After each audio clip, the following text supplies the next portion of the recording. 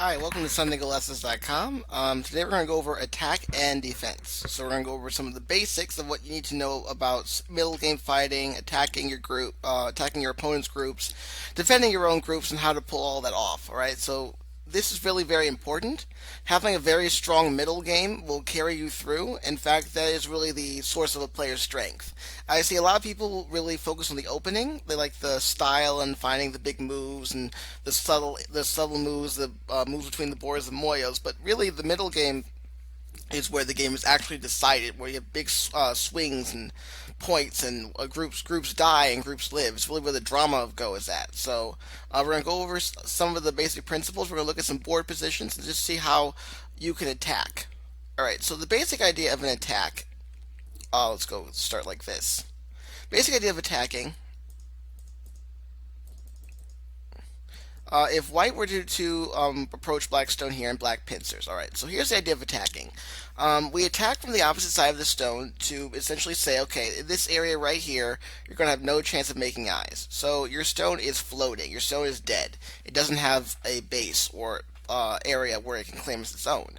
So what white does, in this case is white jumps, black jumps, white jumps again, black jumps again. And then now we come to here. White has this wall at ABC, and black has these stones at DEF. Now notice black is the one with territory. Alright, DEF is actually surrounding points towards the edge. I marked it off with squares there. So it's a 2x5 area, about 10 points. That black can say, okay, I'll point to the board, and this is a game of territory. Whoever has more points at the end of the game does win. So black is ahead in point-wise.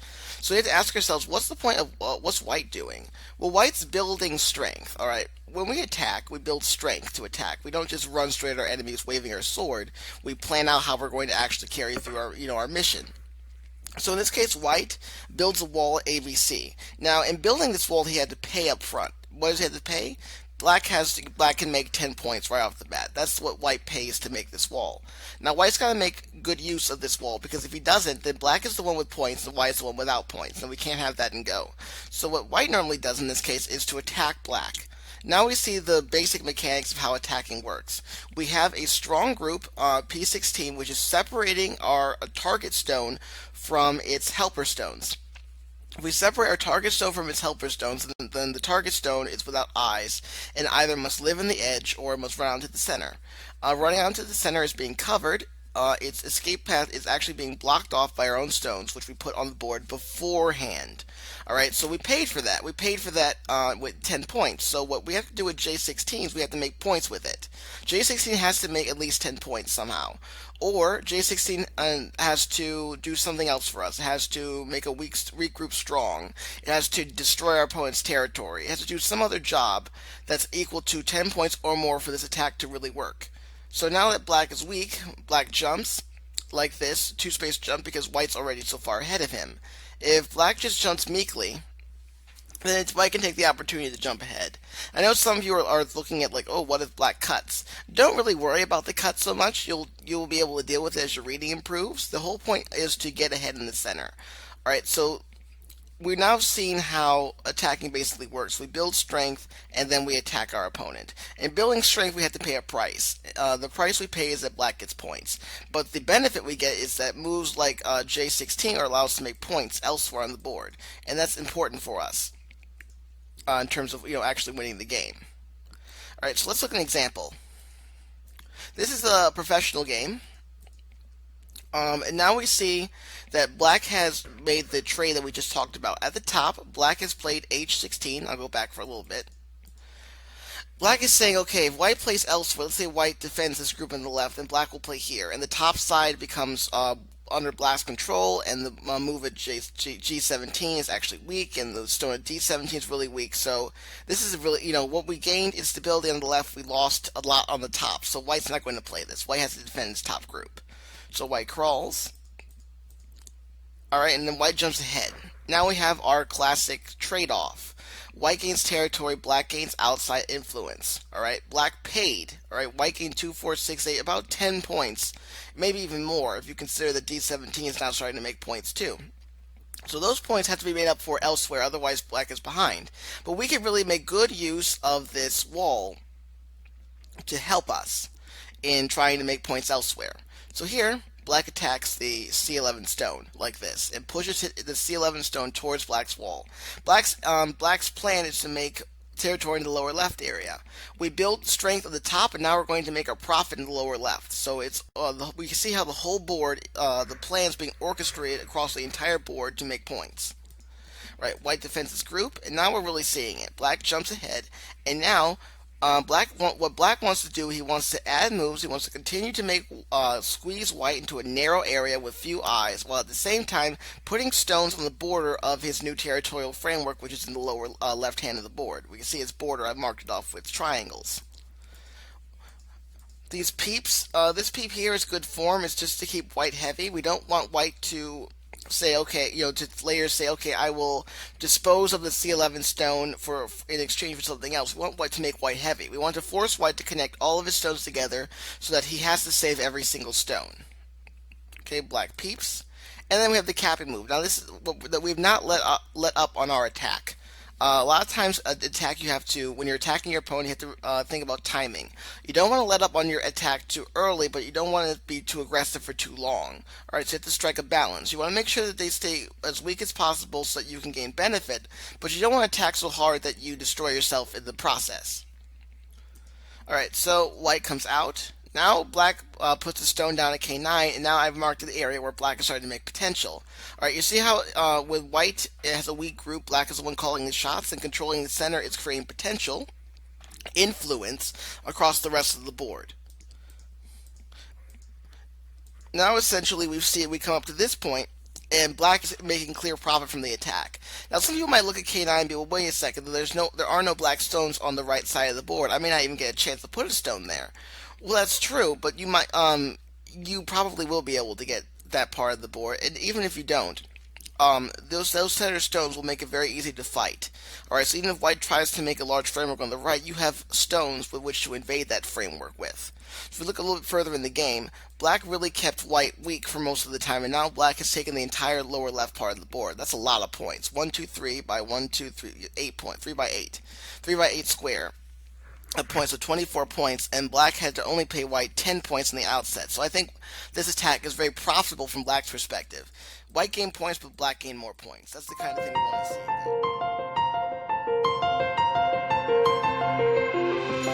Let's look at another example. Okay, so when we do attack our opponent's stone, the shape of our stones that attack the other stones is very important. We don't want to just haphazardly put down stones, because if we have bad shape or broken shape, then what ends up happening is we look like we're attacking our opponent, but then we get shattered, and then we're the ones being attacked. So white is invaded at the top with his L17 stone. Black has thickness on the right, so you see how he traded white's points, the points around S16, so it's 2, 4, 6, 8, 10. Points for his wall at R17. Alright, so we trade away points. So now we gain thickness, we gain influence. Now we're going to use that influence to attack the L17 stone. I'd like you to pause the video and think about how you can best attack the L17 stone. Where should you put a stone down on the board if you are black? Pause the video and please think about it. Okay, so let's look at a couple moves that don't work. Alright, so we have A, B, C, and D. Alright, one of them is the correct move. 3 of them are not. Alright, so let's say we play what I think most people probably would play is D. K16 looks pretty harsh, right? If white plays like this, you're going to Hane. And it looks like white is slowly dying. But in this case, white's not going to play a move like L16 because this move is too heavy. It places too much emphasis on getting every single stone out. Instead, white will play the Kema like this. If black cuts, white's perfectly happy to just sacrifice a stone like this. And now he's basically only one stone off of having a mouth shape.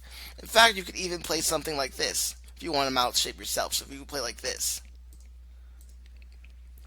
And now, basically, white has got this really great shape, and now black's thickness is not looking like thickness anymore, alright? The R17 stones have lost a lot of liberties, and there is that weakness at P16 that white's aiming for, so in this case, it's horrible for black.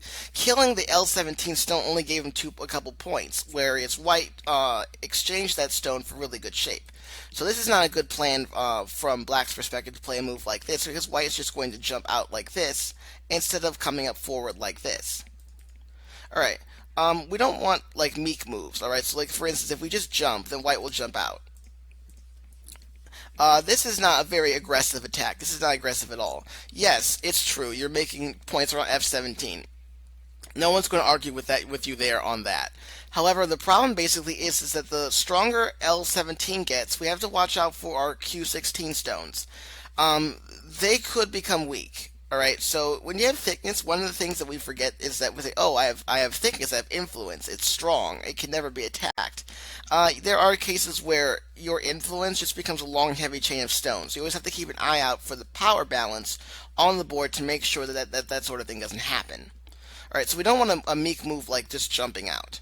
If we cap, if we say, okay, white, you have no access to the center, I control the center, then you have the elephant's eye problem. White will come through here, and then which way are we going to go? We're going to go like this? Because then white will just, run out, right? Okay, white's like a river. It will just run out, find the path of least resistance, and then escape. All right, and black's not making very much in exchange for this attack. So what we want to do is we do want to turn G17 area into territory, but at the same time make sure that white isn't getting so strong that he could possibly weaken Q16. So a good move would be the Keima. All right, the Keima is the bread and butter of attacking moves in Go. All right, because basically it jumps out ahead of the opponent and at the same time threatens to cover them. So if white were to attach, then it's very easy for black to simply continue to cover white. All right, we want to be as aggressive as possible. If you don't like this move, you could always play this move as well. This move leaves no cutting points. It makes G17 a lot bigger than J15. J15 as opposed to K15, K15 makes this one line longer. And at the same time, it puts more pressure on white, and it makes the whole shape thicker. I would personally play like this to cover white and to really push him into my influence. At the same time, leave his options for coming out into the center very, very narrow. All right. So in these sorts of instances, how you attack, what shape you plan on using, is very important to make sure that your attack goes the way it's supposed to go. Alright, let's look at some more examples of attacking.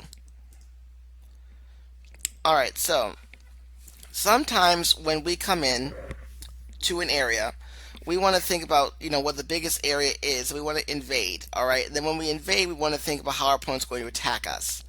Because when we invade, our opponent's either going to force us to make two eyes or run us out into the center.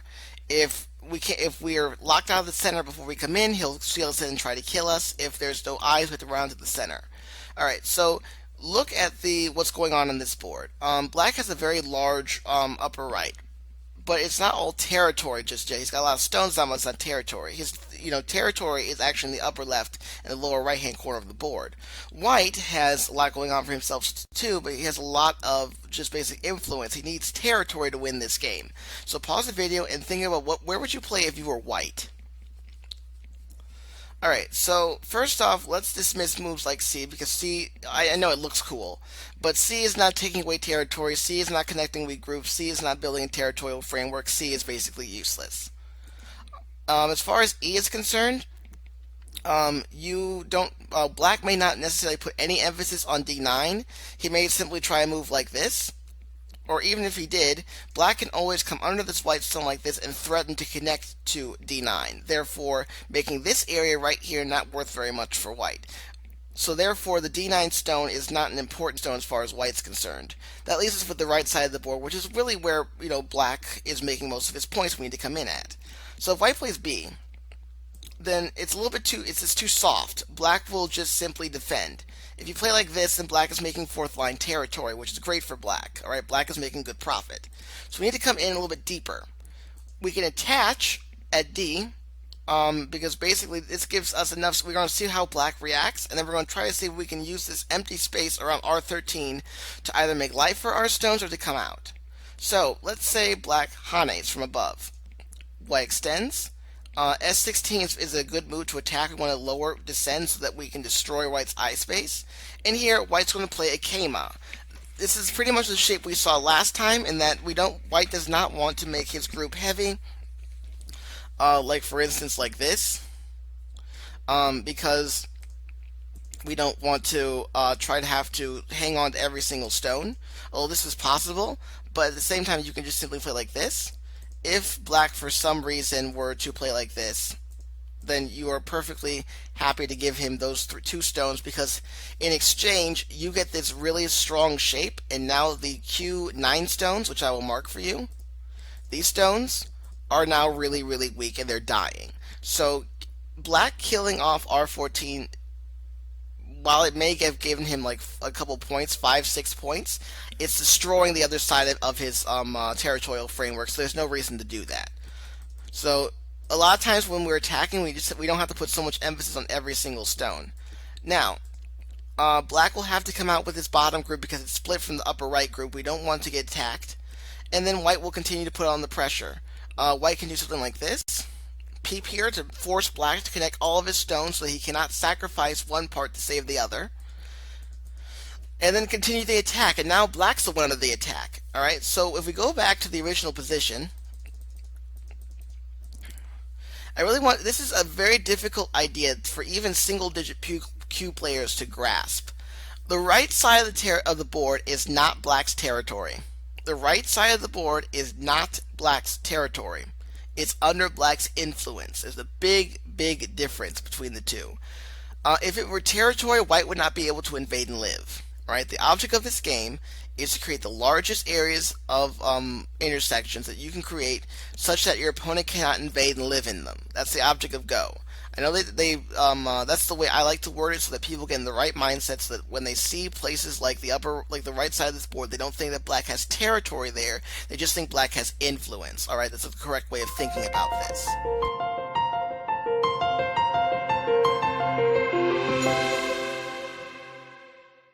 Okay. We'll use this example. This is actually very good. The theme of this is to how can we benefit from our attack. Alright, when we attack, we don't just want to attack our opponent just for fun. The point is to gain territory while doing it, or not just territory, we can gain other things. We could, for instance, attack, and then now we have the proper center influence to invade our opponent's territory. Or we can make our group strong. Territory isn't the only thing in Go. You cannot make territory with weak groups, because your weak groups get attacked. So, or you cannot make territory when your territorial frameworks are too wide and your opponent has the strength to invade them. So it's black's turn, and I've marked the 3 white stones. Now, first thing we need to know is that the marked black stones on the right, between 1 and 2, those stones are pretty much strong. Black can connect under at 1, or black can make eyes with 2. So, since black has Miyai, 2 open doors, 2 equal streets, to strengthen his group, those black stones are not weak, and we will not regard them as weak. We will regard them as strong. Because they're strong, we now feel that we can attack those 3 middle white stones because everything around it is secure. But how should we do that? Pause the video, try to come up with a move. Remember, territory isn't always the main thing. Alright, so let's see what happens. If black caps, which is a good move here, then what black is saying is that yes, I have this territorial framework on the left, but widening it is not going to give me that much profit. What gives me the real profit is to look at white's top territorial framework and try to come up with a way I can invade it. If I control the center near that top area, then when I invade, my opponent has 2 options. My opponent either seals me in and lets me live, or takes away my eye space and forces me into the center.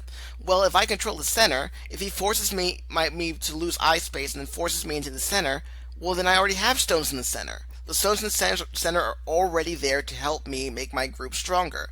If he seals me, then I just take the territory, and then in this case, I think if black takes the territory, he will come out a bit ahead. So that's the kind of thing we have to think about. This move in and of itself does not make a territorial framework bigger. It doesn't make points. It may not even kill this group. It literally just says the top is now more open because I control the center in this area.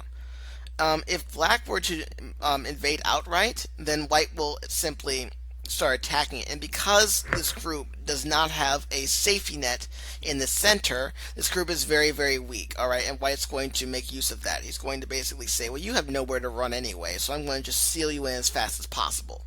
Right, and I'm going to really take the chance to try to kill you. Alright, so if black plays like this, a lot of people might look at the move somewhere in this vicinity, and this is really the wrong idea. White is not trying to come into this area. Alright, let's look at it this way. your outline for your territorial framework was along this line already. Alright, white's not going to invade at e6 and live. That's ridiculous. So this area is essentially your territory already. No questions asked. It's black's. When you put a stone here, how much have you really gained? Well, you move the line here when the line used to be here. Okay, how much did you really gain? Not really all that much. You gained some points, maybe like 5 or 6, but you really did not gain all that many points. And this white group really wasn't going that way. This white group will just continue to strengthen itself. But I really want to drive this point home. This is another hard concept for some single-digit Q players, is that moves like this center move, they aren't making you all that many points. If you compare them to what you already had, the reason you think it's as big is because for some reason you think that this area is not under your control. It is. So, another possible move that black could have done is something like this, in which case we decide we're going to somehow attack white, but the problem is that white will not allow black to get L10. White will jump out at this point, because the thing is R4 has open space in the corner and open space on the right side. So from both perspectives, it has Miai to help itself. Alright, we don't necessarily want black to get this though. Alright, so white will probably have to pay in some way, shape, or form. If white were to play like this, for instance, and jump, alright, and then black plays this, then this will be pretty hard for white to live, alright? So probably what white will do at this point is white will have to put up with a move like this to save its center stones. This is another way of playing. If you were a more advanced player, you probably thought of this leaning attack. If so, well done. Well, I hope you enjoyed the lecture on attack and defense. I hope you use a lot of these concepts in your game. Attacking is a very, very subtle, very abstract part of Go, because the things we gain from attacking are not usually concrete. If it were just attacking and then getting territory directly, then they would be very easy. But we gain a lot of intangible things, and we gain a lot of possibilities and other things when we attack that go outside just territory that we have to take into account when we attack. I hope you enjoyed the lecture, and I'll see you next time.